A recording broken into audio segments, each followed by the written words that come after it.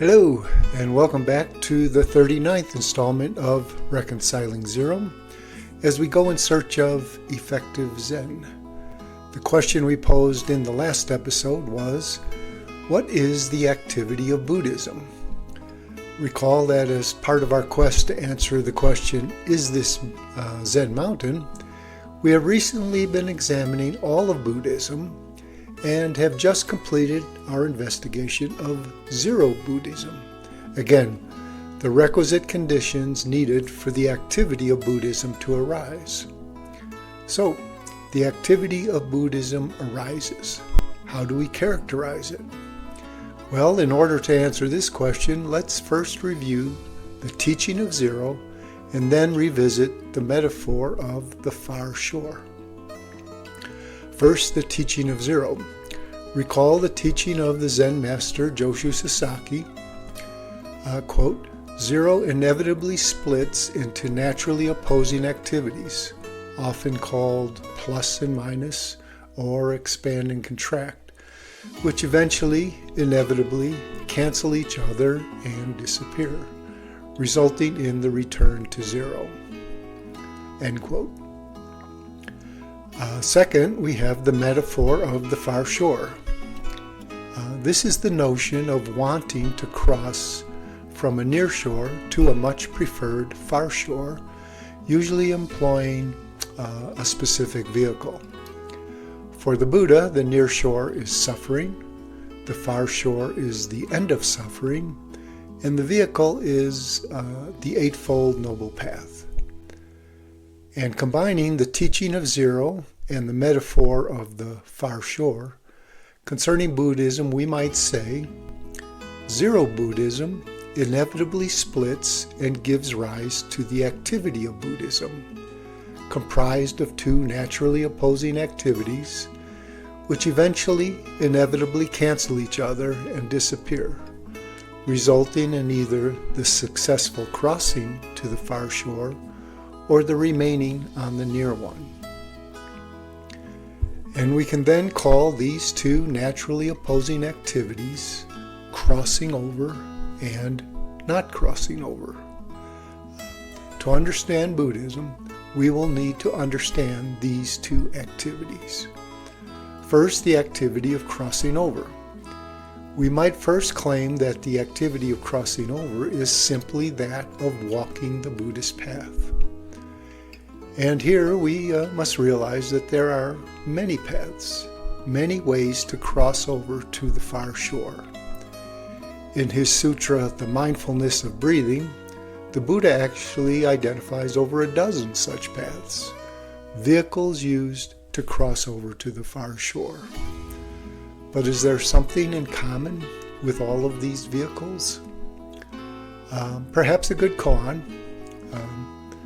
But the one commonality of all Buddhist paths is the process of introspection, looking within, seeing what's really going on. But it's more than just introspection. It must be one that ultimately results in crossing over to the far shore.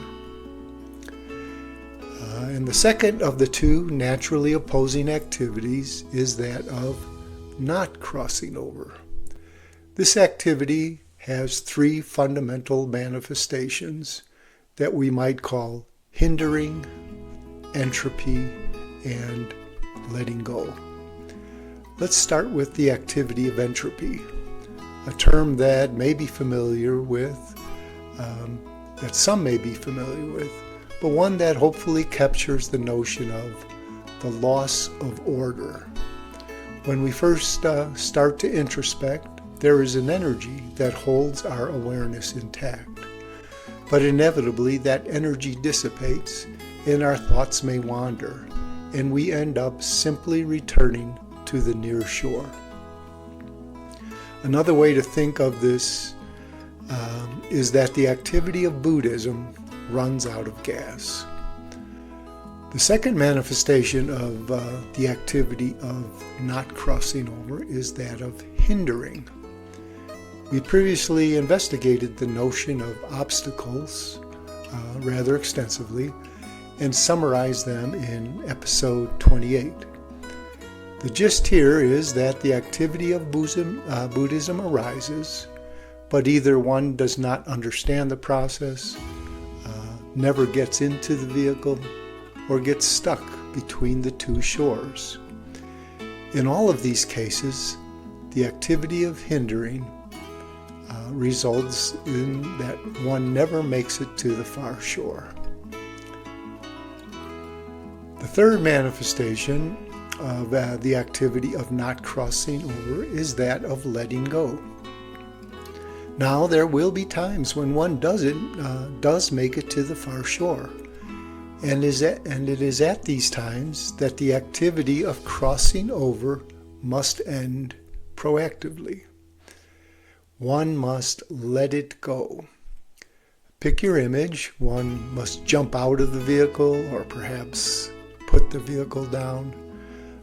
But one cannot carry the vehicle around on the far shore. So that's it.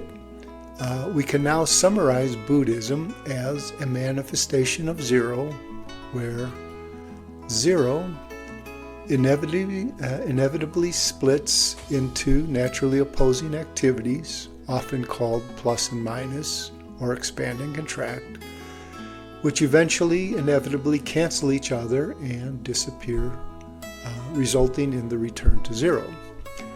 For Buddhism, we might say that zero-buddhism, the confluence of the three conditions necessary for crossing over to the far shore, inevitably splits into the activities of crossing over and not crossing over, eventually inevitably canceling each other and disappearing, resulting in either one crossing over to the far shore or remaining on the near one. So that's it. That's the activity of Buddhism. And now perhaps we have a slightly more complete appreciation of the full activity that is Buddhism. And where do we go from here? For the next episode, we pose the question, what is Zen? And until next episode, cheers!